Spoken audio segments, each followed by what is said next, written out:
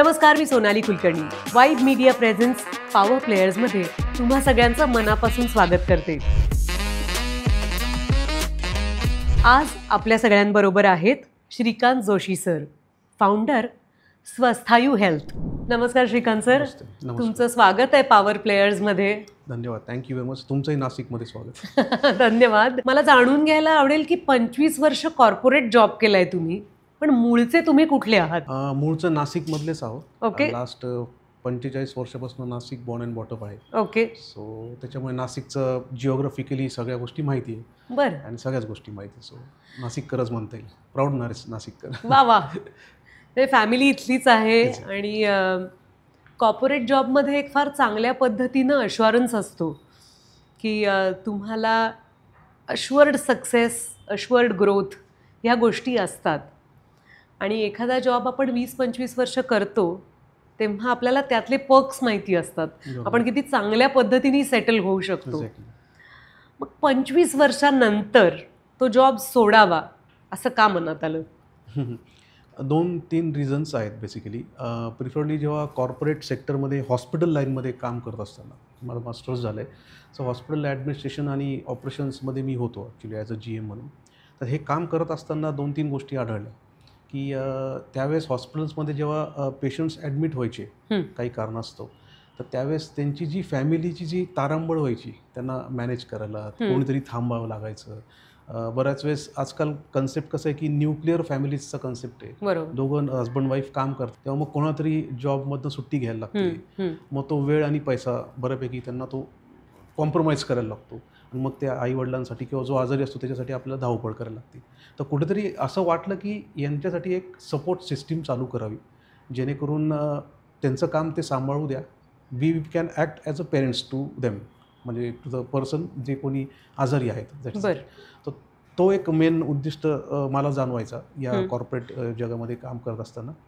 आणि दुसरं सगळ्यात महत्त्वाचं की नो डाऊट मोठमोठ्या हॉस्पिटल्समध्ये आहे, त्यांना खर्च असतोच ट्रीटमेंटसाठी. ते भरपूर गोष्टी ते प्रोव्हाइड करतात, भरपूर सर्व्हिसेस देत असतात.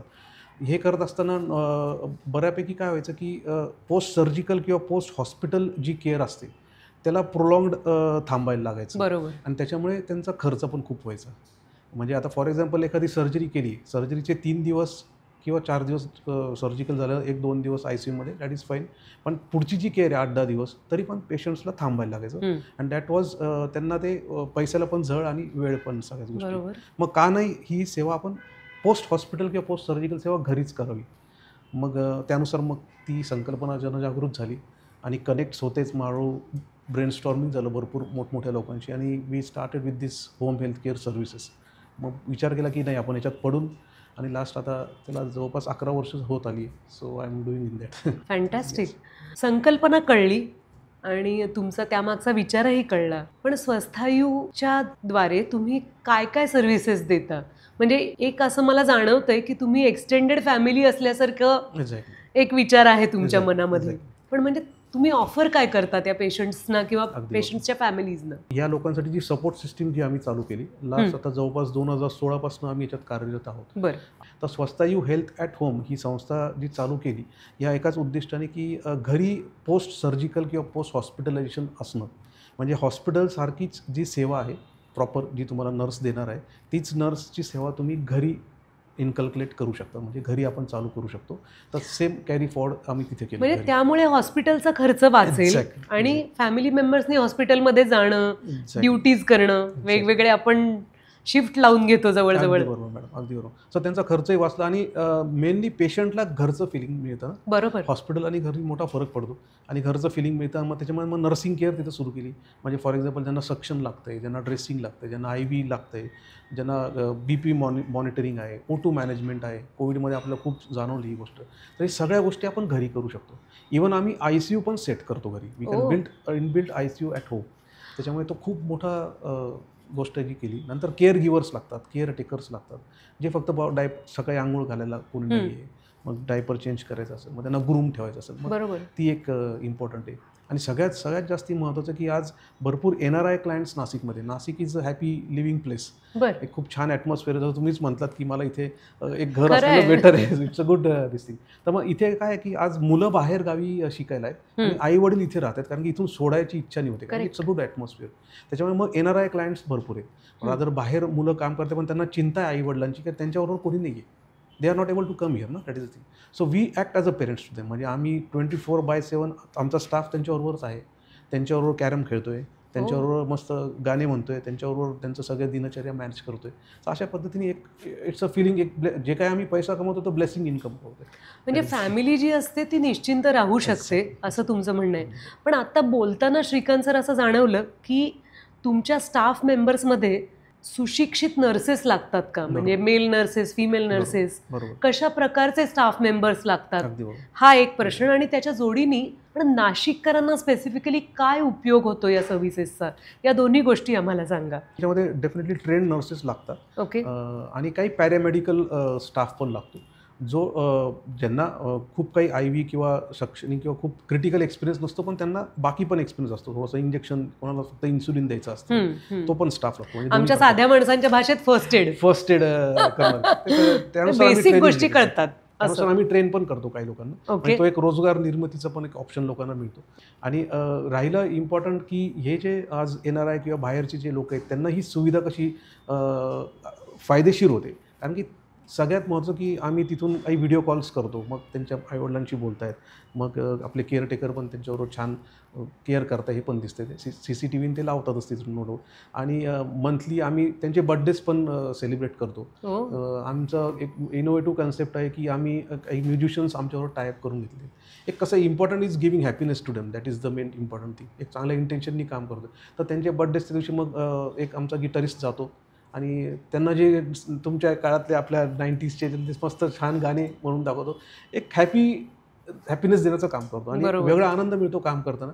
कारण की आफ्टरऑल मी तेच म्हणतो की पैसा तर नगण्य आहे, पैसा कमवतो माणूस, बट इम्पॉर्टंट ब्लेसिंग इन्कम कमवणं एक वेगळी गोष्ट आहे. कारण की पीपल ब्लेस अस की अरे यार थँक्स यार, तुम्ही आहात, मी तिथं रिलॅक्स आमची हे करू शकतो, मी त्यांना आई-वडिलांची तुम्ही काळजी घेताय. सो दॅट किती मोठी गोष्ट आहे. या भावनेने काम करणारी माणसं आपल्या आजूबाजूला फारशी बघायला मिळत नाहीत. त्यामुळे त्यासाठी तुम्हाला आम्हा सगळ्यांकडून खूप शाबासकी. Thank you very much. Thanks a lot. तुम्ही हेल्थकेअर इंडस्ट्रीमध्ये बरीच वर्ष काम करताय, तर मला एक जाणून घ्यायचंय की ही एक पॅरलल सर्व्हिस आहे हॉस्पिटल्सची साठी. कारण हॉस्पिटल्स आहेत, छोटे दवाखाने असतात, क्लिनिक्स असतात, मोठी हॉस्पिटल्स असतात.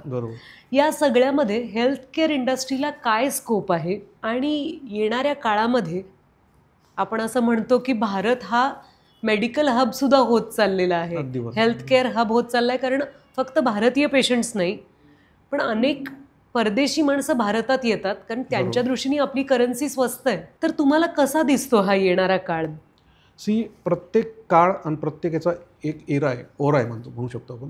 Things are changing. म्हणजे तुम्हालाच प्रश्न विचारू शकतो की तुमच्या घरी जर कोणी आई वडील किंवा जे ज्येष्ठ आलं, तुम्ही एवढं बिझी शेड्यूलमध्ये तुम्ही सगळं मॅनेज करता, कुठेतरी कोणतरी केअर घेणारा जर असेल तर आपण रिलॅक्स राहतो. Absolutely. So that is important. तर अशा हा जो एरा चेंज होत चालला आहे, तर आता एरा झाला हा टाईम आणि मनी, हा दोन्ही गोष्ट खूप महत्त्वाची आहे. आणि त्याच्यामुळे बेटर मग कोणीतरी आपण आपलंच जवळचं कोणी ठेवलं, आणि प्रिफरली आमच्यासारखे प्रोफेशनल एजन्सीज जर ठेवल्या तर खूप चिंता मिटते, कारण की त्यांचा वेळ, त्यांचा पैसाही वाचतो, कारण की दोन्ही गोष्टी मॅच करायचं आहे. सो तो एक सगळ्यात महत्त्वाचा पार्ट आहे की आज होम हेल्थकेअर इंडस्ट्री एवढी ग्रो होते. एक सर्वे बेसिकली म्हणजे सांगायला मला नक्कीच आवडेल. पोस्ट लॉकडाऊन बघितलं की होम हेल्थकेअर इंडस्ट्री एक वेगळ्या पद्धतीने ग्रो होते. आणि 2025चं आता बघितलं गेलं तर जवळपास ती एक 25% ग्रो झालेली आहे. आणि 2030मध्ये ॲझम्पशन असं आहे की जवळपास 550 बिलियनच्या आसपास ही इंडस्ट्री पोहोचेल. तर नाशिक एक छोटासा पार्ट आहे. आफ्टरऑल मेट्रोजमध्ये मुंबई पुण्यामध्ये खूप मोठ्या पद्धतीने ही कन्सेप्ट रुजवली जाते. इवन हॉस्टेल्स आहेत, लोकांचे बसेस आहेत जे जात आहेत, त्यांना कलेक्ट करत आहेत स्टाफला नाही. ह्या सगळ्या गोष्टी हा एरा टू एरा चेंज होतो आहे. So that is the important thing. सगळ्यांना घरी लागतं आहे सगळं. आता आज बघितले ब्लिंकिट किंवा हे मोठमोठे सगळं घरी होतं आहे. त्याच्यामुळे का नाही हेल्थ घरी करू शकतो. After down the line 10-15 years probably doctors पण घरी जातीलच असं अपेक्षा आहे. इंटरेस्टिंग.